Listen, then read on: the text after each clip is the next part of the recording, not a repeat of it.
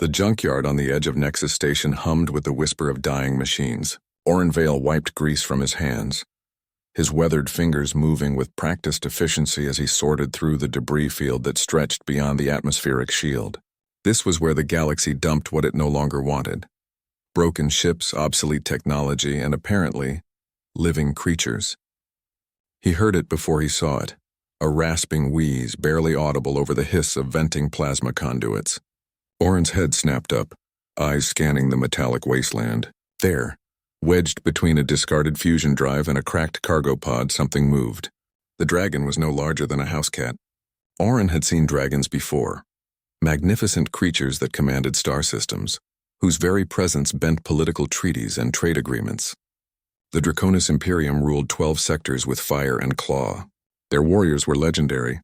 Their smallest scouts measured 3 meters at the shoulder. This one could fit in his toolbox. Scal's scales, which should have shimmered with iridescent power, were dull gray and flaking. His wings hung limp, membranes torn and translucent. When he lifted his head, his eyes, still bright with ancient intelligence, met Oren's with a mixture of shame and desperate hope.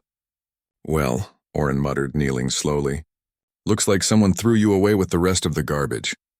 The dragon tried to growl, but it came out as a pitiful cough.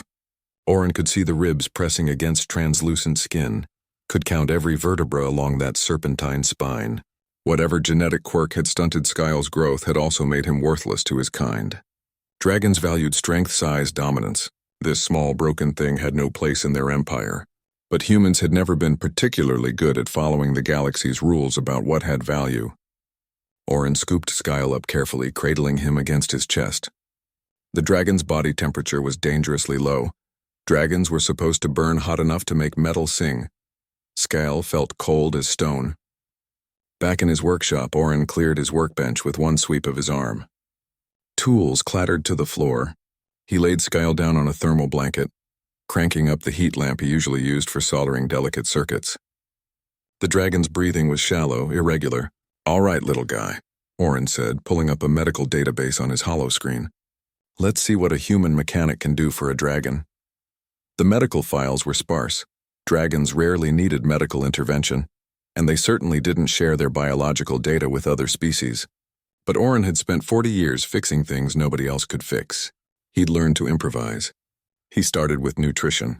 Dragons were metabolic furnaces requiring specific minerals to maintain their internal fire.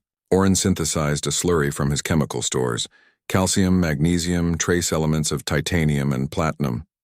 He fed it to Skyle drop by drop, watching as the dragon's throat worked weakly to swallow. Days blurred together. Oren canceled his contracts, ignored incoming messages. He sat beside his workbench through sleep cycles, monitoring vital signs on jury-rigged sensors. He talked to Skyle constantly, about ships he'd repaired, stations he'd visited, the strange and beautiful things he'd seen in 40 years of wandering the galaxy.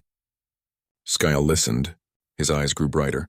On the 5th day, a tiny spark jumped from Skyle's nostril. Oren laughed, a surprised bark of joy that echoed through his workshop. "There you are," he whispered. The recovery was slow.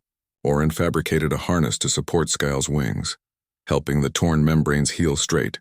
He designed exercises, tiny flights across the workshop, gradually building strength. He discovered that Skyle loved music, particularly the old Earth songs Oren played from his personal collection. The dragon would curl up near the speakers, scales gradually brightening from gray to bronze to finally burnished gold. 3 months after Oren found him, Skyle could fly the length of the workshop. He could produce flame hot enough to weld steel. He would perch on Oren's shoulder while the mechanic worked, offering chirping commentary that somehow sounded suspiciously like criticism of Oren's welding technique. "You know," Oren said one evening, watching Skyle execute a perfect barrel roll through the rafters, "you could probably leave now. Find your people." Skyle landed on the workbench, fixing Oren with those intelligent ancient eyes. He made a sound, part growl, part purr, and curled up next to Oren's toolbox. The message arrived 2 weeks later.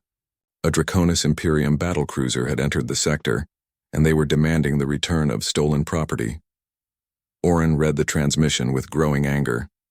They hadn't cared enough to search for Skyle. They dumped him like broken machinery, and now seeing a recovered dragon, they wanted him back. Oren looked at Skyle, who had grown strong but would never be large. Your choice, he said quietly. I won't stop you if you want to go. Scal's response was immediate. He launched himself at the communication console and bathed it in white-hot flame, reducing it to slag. The dragon turned back to Orin, smoke curling from his nostrils, and the mechanic could have sworn he saw a smile. All right then, Orin said, grinning. Partners it is.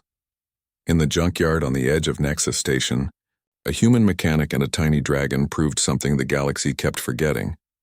That value isn't measured in size or strength, but in the bonds we forge and the determination to fix what others call broken, and sometimes the smallest hearts burn brightest of all.